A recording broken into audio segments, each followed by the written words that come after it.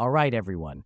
Today we are continuing Unit 2, Colonial America, and now we are focusing on the Southern Colonies. The Southern Colonies developed very differently from both New England and the Middle Colonies. In New England, religion shaped daily life and rocky soil limited farming. In the Middle Colonies, fertile land and diversity helped create the breadbasket colonies. But in the South, warm weather, rich soil, and long growing seasons transformed the colonies into farming economies built around plantations and cash crops. Unfortunately, the Southern colonies also became deeply tied to slavery, and understanding that reality is essential to understanding colonial America. The Southern colonies included Virginia, Maryland, North Carolina, South Carolina, and Georgia. Now let's begin with Virginia. Virginia was established by the Virginia Company and became home to Jamestown in 1607, the first permanent English settlement in North America.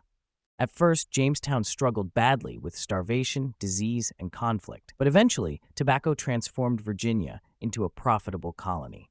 Tobacco became the colony's major cash crop. A cash crop is a crop grown mainly to be sold for money, rather than simply used by the farmer. European demand for tobacco exploded, and plantation farming rapidly expanded across Virginia. Now, as the colony grew, Virginia also began developing early representative government. One of the most important examples was the Virginia House of Burgesses. Established in 1619, the House of Burgesses became the first representative assembly in the English colonies. This meant colonists could elect representatives to help make local laws and decisions. That idea of representative government later became very important in American history. Now let's move to Maryland. Maryland was founded in 1634 by Lord Baltimore. Lord Baltimore wanted Maryland to serve as a safe place for Catholics. Remember, religious conflict was still a major issue in England, and Catholics often faced discrimination and persecution. To reduce conflict in the colony, Maryland passed a law called the Act of Toleration. This law granted religious freedom to both Catholics and Protestants.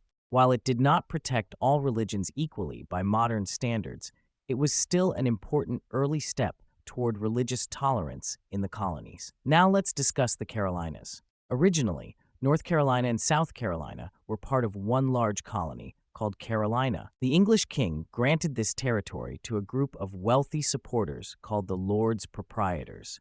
These men hoped to make money by selling land and developing profitable colonies. Over time, the northern and southern parts of Carolina developed differently. North Carolina was founded in 1653. Many settlers there were poorer tobacco farmers who had moved south from Virginia looking for cheaper land and new opportunities. The colony developed smaller farms and fewer large cities than some other southern colonies. South Carolina, founded in 1663, developed very differently. South Carolina became home to large plantations and wealthy landowners. The colony's economy relied heavily on cash crops and enslaved labor. One of the most important historical figures connected to South Carolina was Eliza Lucas Pinckney. Pinckney is credited with helping develop indigo as a successful cash crop on her family's plantation. Indigo was valuable because it was used to create blue dye for clothing and textiles. Her success helped make indigo one of the colony's major exports. Now let's move to Georgia. Georgia was founded in 1733 by James Oglethorpe. Unlike some colonies created mainly for profit, Georgia was founded partly for social reasons. Oglethorpe wanted Georgia to become a fresh start for debtors and some convicts. Debtors were people who owed money and could actually be imprisoned in England during this time.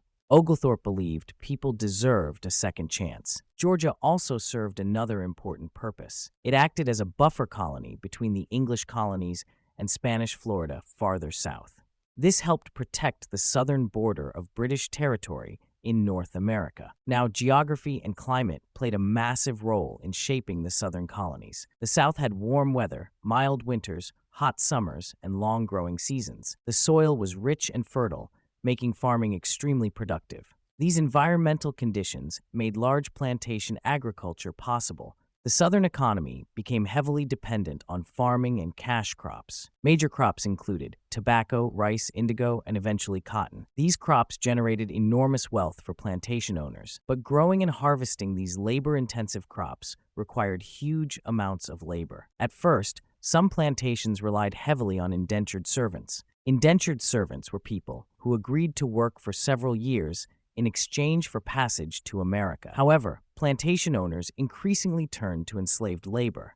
Africans were traded for and brought to the Americas to work on plantations throughout the Southern colonies. The plantation system created a rigid social hierarchy in the Southern colonies. At the top were wealthy plantation owners who controlled large amounts of land and wealth. At the bottom were enslaved Africans who had no freedom or legal rights. Between these groups were small farmers, laborers, and colonists who owned little land and few or no slaves. It is important to understand that the wealth and success of many Southern colonies depended heavily on enslaved labor. Without slavery, the plantation economy of the South would not have developed the way it did. When we compare the Southern colonies to the other colonial regions, major differences become clear. New England focused heavily on religion, shipbuilding, and trade. The Middle colonies focused on farming, diversity, and commerce. The Southern colonies focused heavily on plantation agriculture and cash crops. But all three colonial regions contributed to the development of colonial America. They developed different economies, cultures, governments, and social systems that would eventually come together to form the early United States.